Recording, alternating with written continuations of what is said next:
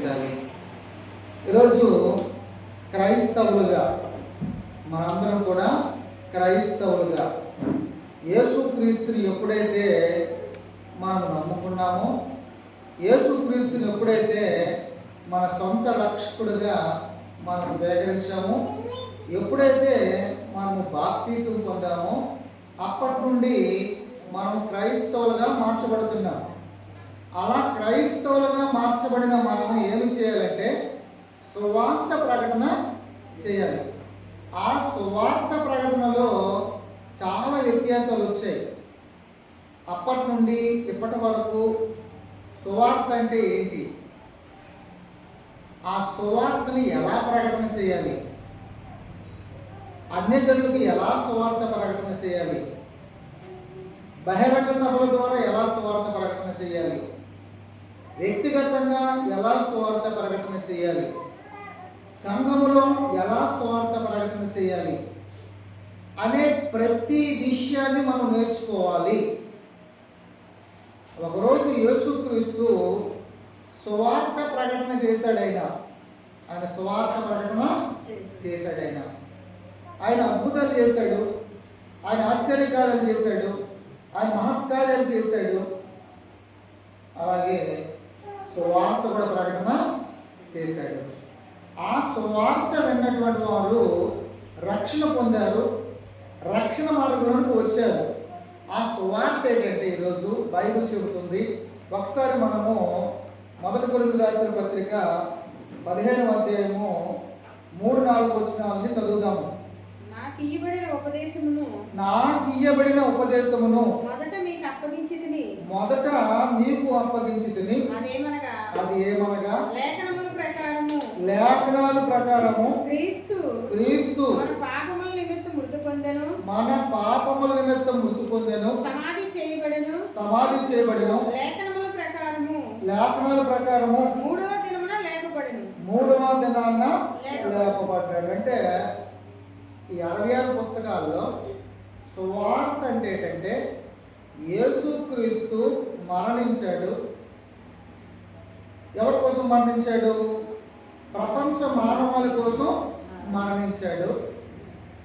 అలాగే సమాధి చేయబడ్డాడు, అలాగే తిరిగి లేచాడు అని చెప్పడమే సువార్త. ఈరోజు ఆ సువార్త ప్రపంచంలోకి వెళుతుందా, నకిలీ సువార్త లోపలికి వెళ్ళిపోతుందా అని అంటే నకిలీ సువార్త వెళ్ళిపోతుంది. ఏమంటే యేసుక్రీస్తుని గురించిన బోధ సువార్త వెళ్ళడం లేదు. ఏదైనా ఒక అద్భుతం ఉందంటే, ఏదైనా గొప్ప కార్యం ఉందంటే యేసు మరణం, యేసు సమాధి, యేసు తిరిగి లేవడం, అంతకన్నా అద్భుతం లేదు, అంతకన్నా సువార్త లేదు. ఈరోజు సువార్త మన రాష్ట్రంలో విరివిగా సువార్త ప్రకటన చేయొచ్చు. కొన్ని రాష్ట్రాల్లో, కొన్ని ప్రాంతాల్లో, కొన్ని దేశాల్లో సువార్త ప్రకటన చాలా కష్టం. మన పక్కనే ఉన్నటువంటి ఒరిస్సాలో సువార్త చేయాలంటే చాలా కష్టం. చాలా హింసించడం, కొట్టడం, చంపడం, క్రైస్తవుల మీద దాడులు ఇలా జరుగుతూనే ఉన్నాయి. అది ఇప్పుడు కాదు, ఒకప్పటి నుండి కూడా జరుగుతూనే ఉన్నాయి. కానీ క్రైస్తవులుగా మనము సువార్త చెప్పడంలో పొరపాట్లు చేస్తున్నాం. క్రైస్తవులుగా మనమే చేస్తున్నాం. ఏ పొరపాట్లు చేస్తున్నాం అంటే మనం మొదట సరి చేసుకోవడం లేదు. మొదట మనము ఎలా దేవుల్లో ఎదుగుతున్నాము, ఎలా వాక్యాన్ని నేర్చుకుంటున్నాము, ఎలా దేవుని ఆజ్ఞలు గైకొంటున్నాము, అది మనము నేర్చుకోకుండా మనం ఏం చేస్తున్నామంటే ఇతర గ్రంథాల జోలికి వెళ్తున్నాము, ఇతర పుస్తకాలకు వెళ్తున్నాము. వేదాల్లో క్రీస్తు ఉన్నాడని, అలాగే మీరు నమ్ముకున్న కాదని, మీరు నమ్ముకున్న దేవుడు దేవుడు కాదని, మీరు విగ్రహాలను చేస్తున్నారని ఈరోజు క్రైస్తవులు అనబడిన వారు, క్రీస్తును నమ్ముకున్న వారు సువార్త ఆయన గురించి చెప్పకుండా సొంత కవిత్వాలు చెబుతున్నారు, సొంత సాక్ష్యాలు చెబుతున్నారు, ఈలోక సంబంధమైన విషయాలనే బోధిస్తున్నారు,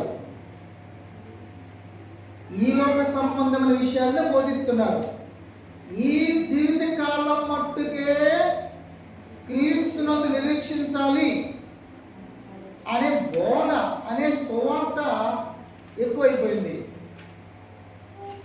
ఏమండి, ఇలాంటి సువార్త చేయడం ద్వారా క్రైస్తవుల మీదకి సమస్యలు వచ్చాయి ఎక్కువగా.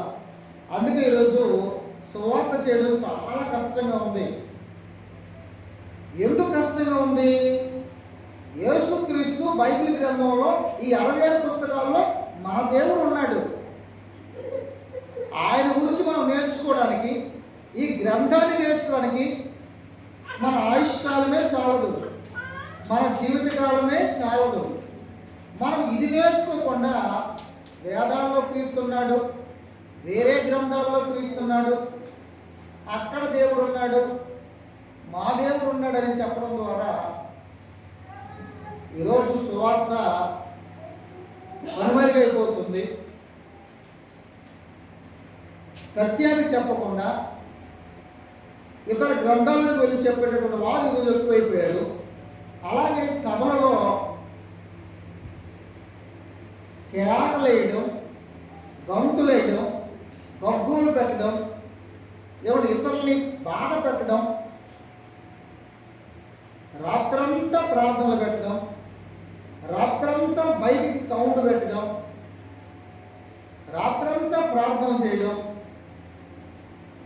ఇలా చేయడం ద్వారా ఇప్పుడు క్రైస్తవుల మీదకి, క్రైస్తవ సువార్తకుల మీదకి, బోధకుల మీదకి చుట్టుపక్కల ప్రాంతాల వారు వచ్చి మీరు సువార్త చేయకూడదు, మీరేం చేయకూడదు, సువార్త చేయకూడదు అంటే మనము ఎలా చేయాలి, ఏ కోణంలో చేయాలి అన్నది మనం ఆలోచించకుండా మనకి తోచిన రీతిగా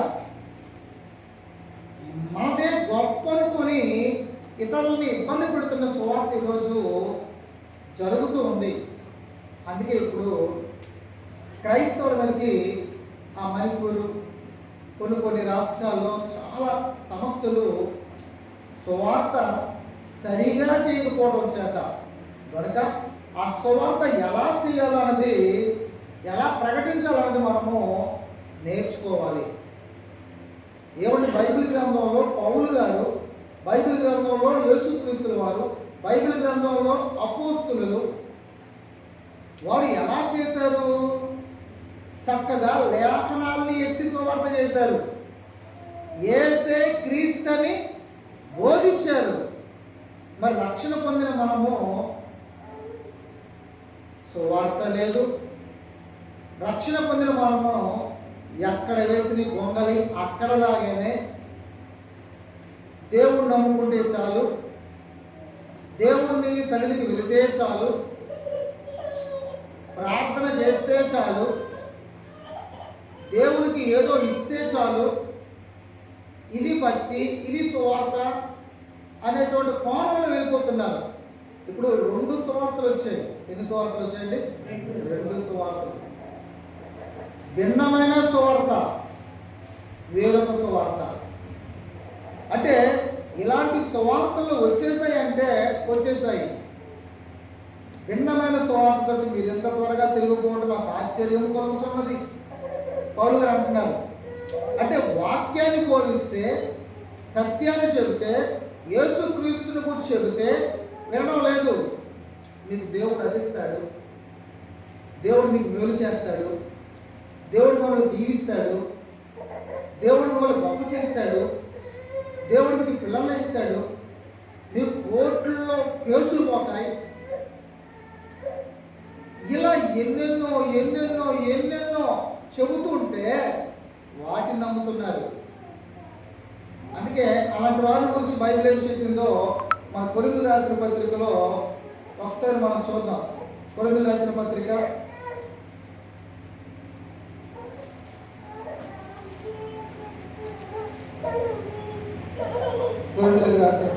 మొదటి కొరింథీయులకు రాసిన పత్రిక 15వ అధ్యాయము 19వ వచనం. త్వరగా. ఈ జీవిత కాలం మట్టుకే మనము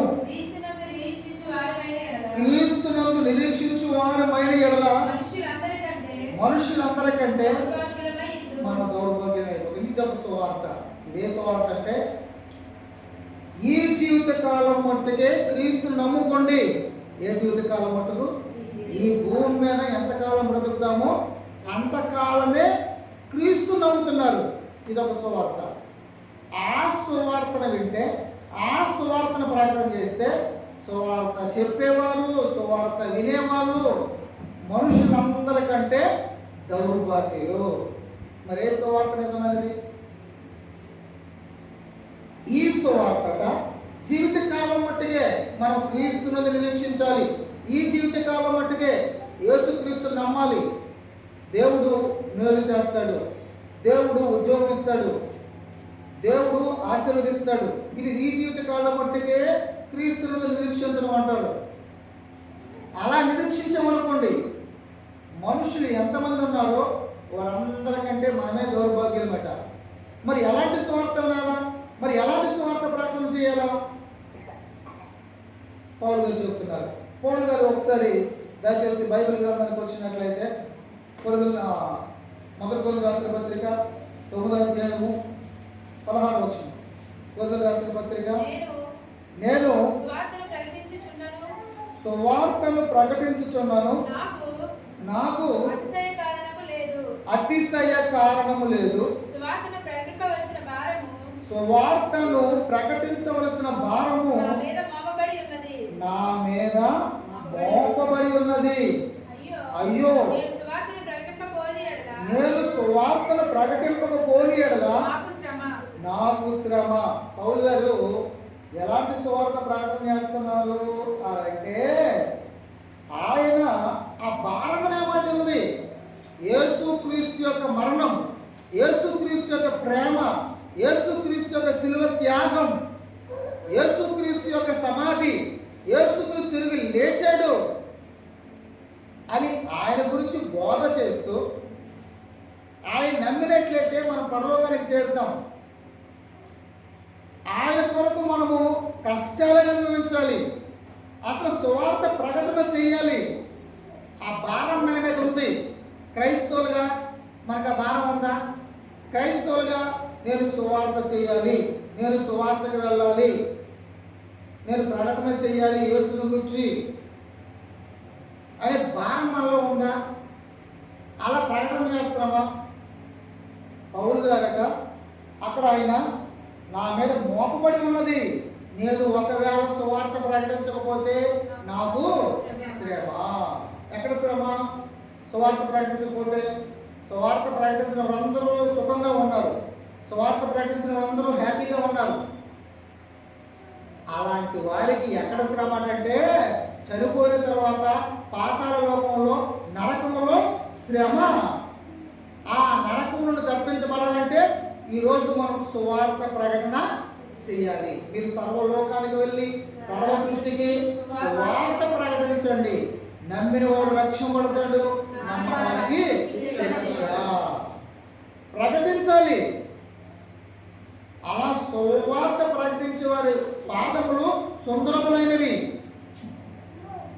సువార్త ప్రకటించే వారి పాదాలు సుందరములైనవట.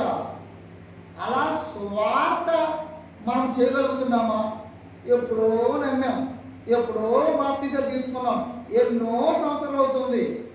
మనం క్రైస్తవులు అంటాం, పుట్టు క్రైస్తవులు అంటాం, ఆ క్రైస్తవులు అంటాం, అదంటాం, ఇదంటాం, కానీ సువార్త ప్రకటన లేదు. మన గురించి చెప్పుకుంటాం, ఏదో ఆచార ప్రకారంగా కల్పించే పద్ధతులు మనం పాటిస్తూ ముందుకు వెళ్ళిపోతున్నామే తప్ప బైబిల్ని తెలుసుకోవాలి, బైబిల్ని నేర్చుకోవాలి, సత్య బోధన నేర్చుకోవాలి. ఆ బోధ అనేకులకు చెప్పాలి. అంతే కదండి. యేసుప్రభు మత్తయి సువార్తలో ఏం చెప్పారు? మీరు ఒకసారి 28వ అధ్యాయము 18-19 ఒకసారి మత్తయి సువార్త 20. కాబట్టి మీరు వెళ్ళి సమస్త జనులను శిష్యులుగా చేయండి. తండ్రి యొక్కయు కుమారుని యొక్కయు పరిశుద్ధాత్మ యొక్కయు నామములోనికి మీరు వారికి బాప్తిసం ఇచ్చుచు నేను మీకు ఏ సంగతులను ఆజ్ఞాపించుదునో వాటన్నిటిని గైకొనవలనని వారికి బోధించాలట. ఇప్పుడు సమస్త జనులను శిష్యులుగా చేయాలి. ఒకరా, ఇద్దరా, ముగ్గురా, నలుగురా, 1000 కాదు. ఎందరైతే నమ్ముతున్నారో, ఎందరైతే బాప్తిసం పొందారో, ఎందరైతే సంఘంలో చేర్చబడుతున్నారో వారందరూ శిష్యులుగా మార్చబడాలి. వారందరూ సువార్త ప్రకటన చేయాలి. ఇది ఆజ్ఞ. ఇదేంటండి ఆజ్ఞ. ఈ ఆజ్ఞ మనం కైకొంటున్నామా? ఈ ఆజ్ఞను మనం పాటిస్తున్నామా? ఇప్పుడు ఉదాహరణకి ఒక లారీ డ్రైవర్ ఉంటాడు. లారీ డ్రైవర్ దగ్గర ఒక క్లీనర్ ఉంటాడు. లారీ డ్రైవర్ డ్రైవింగ్ చేస్తూ కొంతకాలము క్లీనర్గా చాలా పనులు చేస్తూ లారీకి చాలా సేవలు చేస్తూ డ్రైవర్ దగ్గర ఆ డ్రైవింగ్ నేర్చుకుంటూ కొంతకాలానికి ఈ క్లీనరు డ్రైవర్ అయిపోతాడు. అలాగే ఒక టీచరు చెబుతున్నటువంటి ఆ యొక్క టీచింగ్లో పిల్లలు నేర్చుకొని చదువుకొని కొన్ని సంవత్సరాలకి వారు టీచర్లు అయిపోతున్నారు.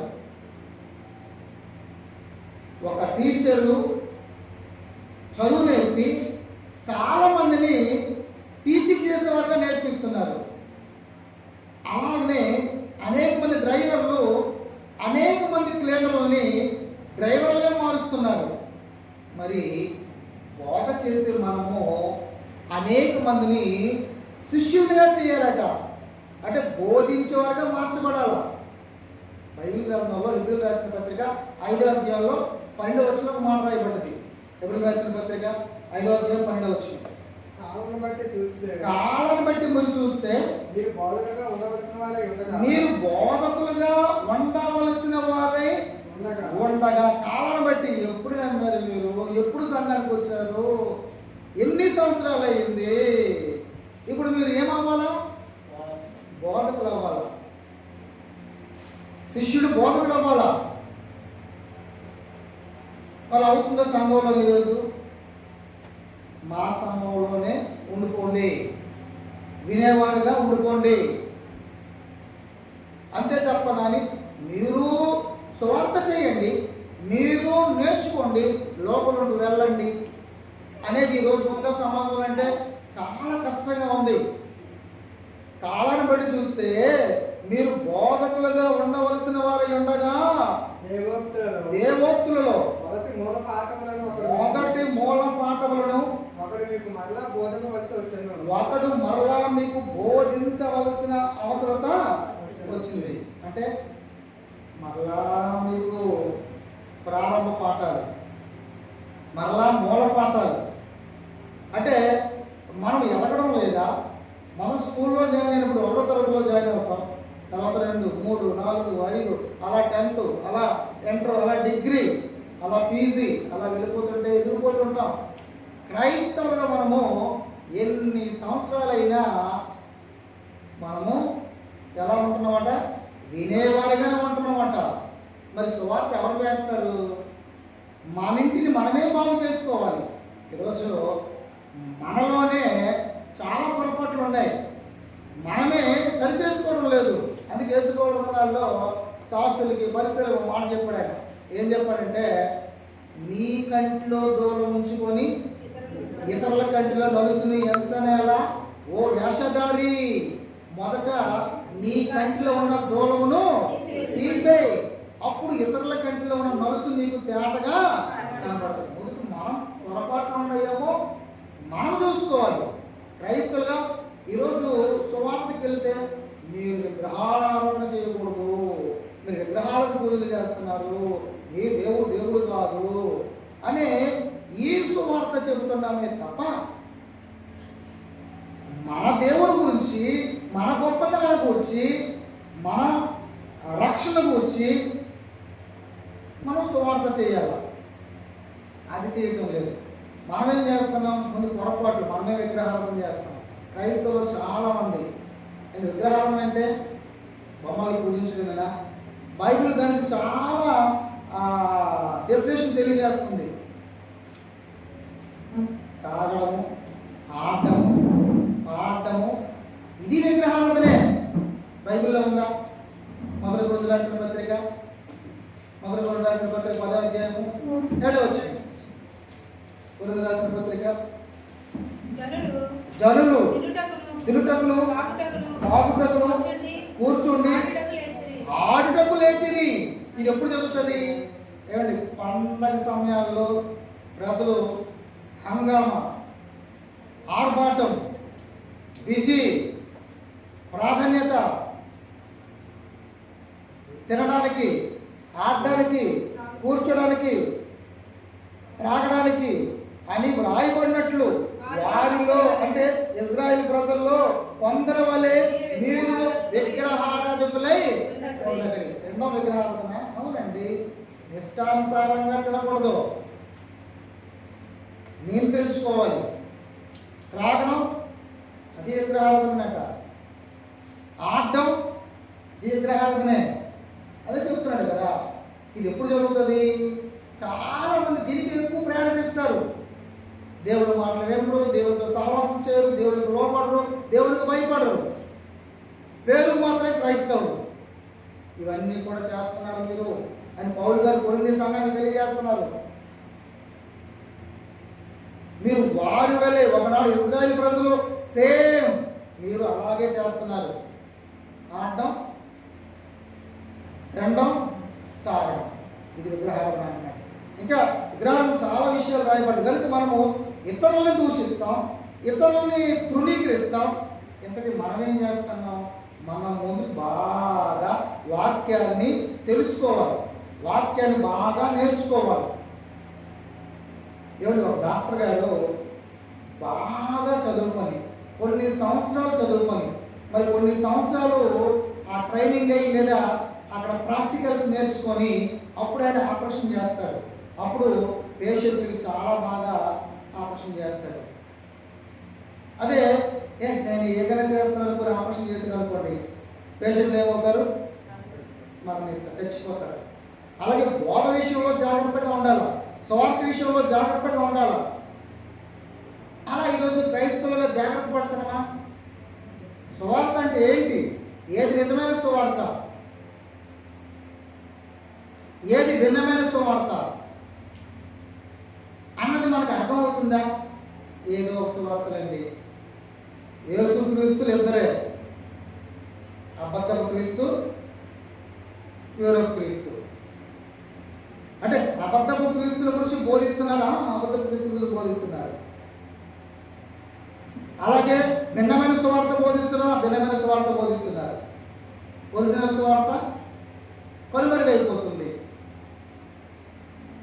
ఈ జీవిత కాలం మట్టిగే మనం క్రీస్తును నిరీక్షిస్తున్నాం, నమ్ముతున్నాం, మనం ప్రకటన చేస్తున్నాం. అదే కావాలంటున్నారు, అదే గొప్పదనుకుంటున్నారు. లేదు లేదు లేదు లేదు, మరో లోకానికి చేరాలి, పరలోకానికి చేరాలి. అందుకే బైబిల్ గ్రంథంలో మీరు పైనున్న వాటినే వెతకాలి.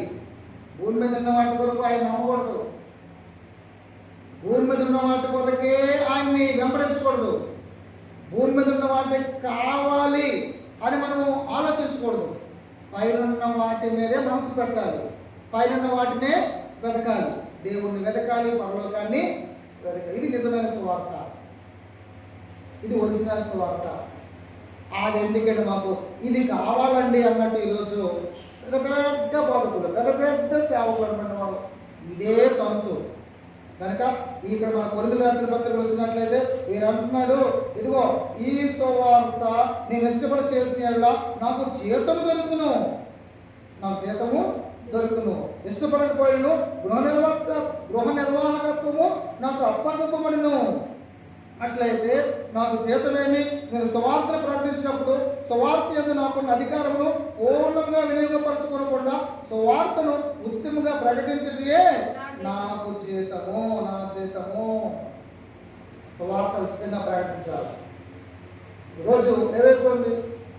కలిస్తే డబ్బు, ప్రార్థన చేస్తే దానికి రేటు, ఇన్ని ఇన్ని ఎంత గలిబిలైపోతుంది, ఎంత తోట పెరిగిపోతుంది సువార్త. ఇక్కడ ఆయన ఉచితంగా సువార్త చేస్తున్నాడు. ఆయన అది నా భారం అంటున్నాడు. శిష్యులుగా మనం తయారు చేయబడాలి, శిష్యులుగా మనం మార్చబడాలి, ప్రతి ఒక్కరిని తయారు చేయాలి, దేవుని యొక్క నడిపించాలి, అందరూ సువార్త చేయాలి, అందరూ సువార్త పనిలో ఉండాలి. పౌలు గారు ఎంతమంది? చాలా మంది స్త్రీలు, చాలా మంది సువార్త పనిలో ముందుకు వెళ్ళారు. వారి పేర్లు జీవగ్రంథంలో రాయబడి ఉన్నవాట. మరి అది చేస్తేనే పరలోకానికి చేరుతాం. అలాంటి సువార్త పట్ల మనకు భారం ఉందా దేవుని పిల్లలారా? కనుక ఈరోజు మనము సువార్త విషయంలో అసలు సువార్త అంటే ఏంటి, అసలు దాన్ని ఎలా ప్రకటన చేయాలి, చక్కగా మనం ఇతరులకి ఏమండి ఏదో మనకి తోచింది చెప్పాలని కాకుండా ప్రేమతో మనం స్నేహం చేస్తూ వారితో సహవాసం చేస్తూ మనం కొన్ని విషయాలు మనం బోధించాలి. అప్పుడు వారు మన మాటలను అంగీకరిస్తారు. ఇది వ్యక్తిగత సువార్త.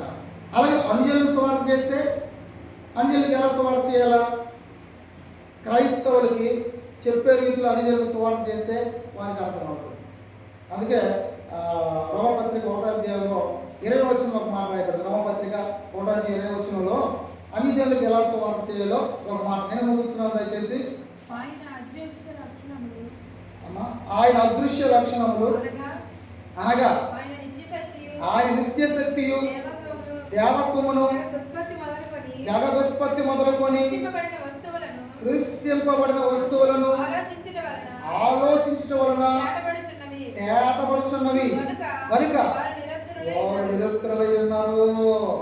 దేవుని లక్షణాలు ఏంటి? దేవుని యొక్క అదృశ్య లక్షణాలు ఏంటి? జగదుత్పత్తి మొదలుకొని వస్తువుల్ని ఆలోచించడం వలన.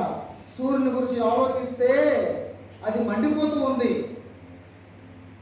నిత్యం మండుతూనే ఉంది, దాంట్లో నిత్య శక్తి ఉంది, భూమిలో నిత్య శక్తి ఉంది, ప్రకృతిలో నిత్య శక్తి ఉంది, ప్రతి పదార్థంలో నిత్య శక్తి ఉంది. దాన్ని బాగా ఆలోచిస్తే దేవుడు మనకు అర్థమవుతాడు, దేవుడు ఉన్నాడని మనకు అర్థమవుతుంది. ఆ అదృశ్య లక్షణాలు అందులో ఉన్నాయి. దేవుడు కనబడతాడు అందులో, దేవుడు నిరూపించవచ్చు అందులో, దేవుడు ఉన్నాడని చెప్పవచ్చు అందులో. అందులో ఈ సృష్టిని మనం ఆలోచిస్తే అందులో ఆయన లక్షణాలు ఉన్నాయి, దేవుడి గుణాలు ఉన్నాయి. ఏమండి? సూర్యుడు మంచివారి మీదను చెడ్డవారి మీదను ఆయన వెలుగును ప్రసరింపజేస్తాడు. వీళ్ళు చెడ్డవాళ్ళు కదా, వీళ్ళు మంచివాళ్ళు కదా అని అండు. దేవుడు కూడా అంతే. వర్షం కూడా మంచివారి మీదను చెడ్డవారి మీదను కురిపింపజేస్తాడు. అంటే ఆ లక్షణాలు, దేవుని లక్షణాలు సృష్టిని గురించి ఆలోచన చేస్తే ప్రతి పదార్థంలో ప్రేమ ఉంది, త్యాగం ఉంది, దేవుడు కనబడతాడు. కనుక అలాగే సువార్త చేయాలి అన్యజనులకు. మీ దేవుడు దేవుడు కాదు, మీరు విగ్రహారాధన చేస్తున్నారు, లేకపోతే అది చేయకూడదు అని కాదు. మన గొప్పతనాన్ని గురించి, మన యేసుక్రీస్తు గొప్పతనాన్ని గురించి, ఆయన మరణాన్ని గురించి, ఆయన త్యాగాల గురించి, ఆయన ప్రేమల గురించి, ఆయన సిలువపై ఆయన సహనాన్ని గురించి, ఆయన తగ్గింపుని గురించి, ఆయన తిరిగి లేచాడని ప్రపంచానికి మనం చెప్పాలి. ఇది సువార్త. ఇలాంటి సువార్త మనం చెప్తున్నామా? అలా చెప్పాలి. అందుకే ఒక్క మాట మొదటి పేతురు రాసిన పత్రికలో 2వ అధ్యాయం 9వ వచనంలో మనము ఏం చేయాలన్న మాట రాయబడుతుంది. మొదటి పేతురు రాసిన పత్రిక అయితే మీరు చీకటిలో నుండి ఆశ్చర్యకరమైన తన వెలుగులోనికి మిమ్మును పిలిచిన వాని గుణాతిశయములను మిమ్ముల్ని పిలిచిన వాని గుణాతిశయములను ప్రచురము చేయ నిమిత్తము ప్రచురింపచేయు నిమిత్తము. ఇప్పుడు మనము మొదట మనం ఎక్కడ ఉన్నామట? చీకటిలో ఉన్నాం. అంటే మనము పాపము చేశాము. చీకటి అంటే పాపం. అలా పాపము చేసిన మనము, ఎన్నో పాపాలు చేసిన మనము ఈరోజు దేవుని ఎదుకు వచ్చాము. దేవుడు మనల్ని పిలిచాడు. ఏమండి? అయితే ఇక్కడ చెప్తున్నమాట, మీరు చీకట్లో నుండి ఆశ్చర్యకరమైన తన వెలుగులోనికి మిమ్మల్ని పిలిచిన వాని గుణాతిశయములను ప్రచురము చేయ నిమిత్తము. ఇప్పుడు మీరు ఎవరట? ఏర్పరచబడిన వంశం. ఈ వంశం మన వంశం, ఇది చిన్న వంశం, మన పెద్ద వంశం అని ఈరోజు మనం చెప్పుకుంటున్నాం. రెడ్డిస్ అని, చౌదరీస్ అని, ఇంకేదో అని మాది దేవుడు అని కాదు. మనం ఎవరమాట? ఆయన దగ్గరికి వచ్చిన వాడు ఎవరట? ఏ వంశం అట? ఏమంటే ఏ వంశం చెప్తున్నాడు? ఏర్పరచబడిన వంశమును, రాజులైన యాజక సమూహమును, పరిశుద్ధ జనమును, దేవుని సొత్తైన ప్రజలై ఉన్నారు. అంటే మనకి ఎంత ఆధిక్యత ఇచ్చాడు. మీరు రాజులు అంటున్నాడు. మీరందరూ యాజకులే. యాజకులు ఏం చేయాలా? దేవుని పని చేయాలా? స్వార్థ చేయాలా? ఒకసారి పాపముల నుండి పరిశుద్ధులకు వచ్చాం. యేసు రక్తంలో కడగబడ్డాం, క్రైస్తవులు అనబడ్డాం. అలా క్రైస్తవులు అనబడ్డ మనం ఏం చేయాలా? ఇంట్లో కూర్చోకూడదు. సమయం దొరికినప్పుడల్లా మన పరిధిలో ఉన్న వారికి, మన చుట్టుపక్కల ప్రాంతాల వారికి సమూహంగాను, సంఘముగాను, వ్యక్తిగతంగాను సువార్త ప్రకటన చేయాలి. అలా చేస్తేనే మనం పరలోకానికి వెళ్తాం. అలా చేస్తేనే దేవుని చెంతకు చేరుతాం. మనకు జీతం వస్తుంది. ఏమంటే ఒక నెల ఉద్యోగం చేసేవాడు డ్యూటీకి వెళ్ళకుండా ఇంటి దగ్గర ఉండిపోతే జీతం ఇస్తారా? ఒక భార్య భర్తని, నువ్వు మంచోడు, నువ్వు మంచి భర్త, నీలాంటి భర్త లేడు, నిజంగా ఎంత అందగాడువో, ఎంత మంచోడువో, ఎంత గొప్పోడువో, నీలాంటి భర్త నాకు దొరకడం నాకు అదృష్టం అనుకొని పదే పదిసార్లు భార్య భర్తని గొప్ప చేస్తూ ఉంటే భర్త ఏమంటాడు? నువ్వు అంటాడు, నీకు పిచ్చి పట్టింది అంటాడు. ఆడిందే 10 సార్లు మాట్లాడుతున్నా నా గురించి అని అంటాడు. ఎందుకు? భర్తకి అవసరమైన దాన్ని భార్య చేయాలి. వేడి నీళ్ళు పెట్టి భర్తకి స్నానం చేయడానికి అందించాలి. భర్త ఇంటికి రాగానే నీరు ఇవ్వాలి. భర్త ఇంటికి రాగానే భోజనం పెట్టాలి. భర్త అవసరాలు అక్కర్లు తీర్చాలి. అది చేయకుండా నువ్వు గొప్పోడు అని చెప్పుకుంటూ పోతే భర్త ఇష్టపడడు. అలాగే ఈరోజు సమాజంలో మనందరం కూడా క్రైస్తవులుగా దేవుడిని, నువ్వు గొప్ప దేవుడు అయ్యా, నువ్వు మంచి దేవుడు అయ్యా, ఆయన మంచి దేవుడే, నువ్వు సర్వశక్తిమంతుడు అయ్యా, ఆయన సర్వశక్తిమంతుడే, నువ్వు ఆ దేవుడు అయ్యా, నీకు వందనాలు, నీకు స్తోత్రాలు. ఇది కాదు. నువ్వు ఆయన సువార్త చెప్పాలి. ఆయన గుణాతిశయాన్ని ప్రచురం చేయాలి, సమాజానికి తెలియచేయాలి. అప్పుడు ఆయన గొప్పైపోతాడు. అప్పుడు ఆయన సంతోషిస్తాడు. అప్పుడు ఆయన ఆనందిస్తాడు. ఈ పని మానేసింది సమాజం ఈరోజు. ఈ పని పక్కన పెట్టింది. ఆయన గొప్ప చేయడం ప్రారంభిస్తున్నారు. ఆయన ఎలాగో గొప్పడే. నువ్వు చెప్పినా చెప్పకపోయినా, మనం చెప్పినా చెప్పకపోయినా ఆయనకున్న గొప్పతనం, ఆయనకున్న గొప్ప లక్షణాలు ఆయనకున్నాయి. నువ్వు చెప్పాలి సమాజానికి వెళ్ళి. మళ్ళీ ఆయన దగ్గరే మనం ఉండిపోతే కుదరదు.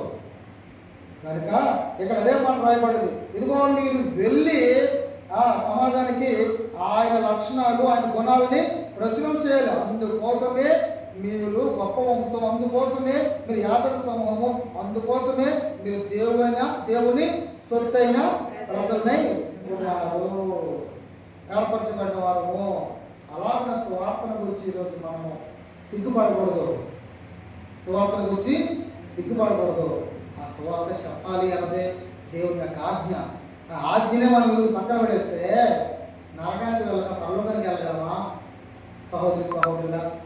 కనుక మనము దేవుడు మనకి కొద్దిపాటి ఆయుష్కాలం ఇచ్చాడు. ఈ కొద్దిపాటి ఆయుష్కాలంలో ఆయన మాటలు తెలుసుకుందాం. ఆయన మాటలు నేర్చుకుందాం. దేవుడు ఒకరోజు నువ్వు బోధకుడుగా మారాలి, ఒకరోజు నువ్వు బోధకురాలుగా మారాలి, కొందరిని దేవుడి ఎదుగు నడిపించాలి. ఇది పని, ఇది సువార్త, ఇది చేసేవారికి పరలోకం. వాళ్ళు మరొకరు నడిపించాలి. ఇదే దేవుడు కోరుకుంటున్నాడు. అలాంటి సువార్త చేసేవారుగా, అలాంటి ప్రకటన చేసేవారుగా, అలాగే ఆయన గుణాన్ని, ఆయన లక్షణాలను మనం ప్రచురణ చేసేవారుగా, ఆయన గొప్పతనాన్ని సమాజానికి తెలియజేసేవారుగా మనందరూ నడుము కట్టాలనేదే దేవుని యొక్క ఉద్దేశం. మరి అలా చేయాలని, అలా ఉండాలని మీకు అందరికీ తెలియజేస్తూ ఈయన మాటలు ముగిస్తున్నాను.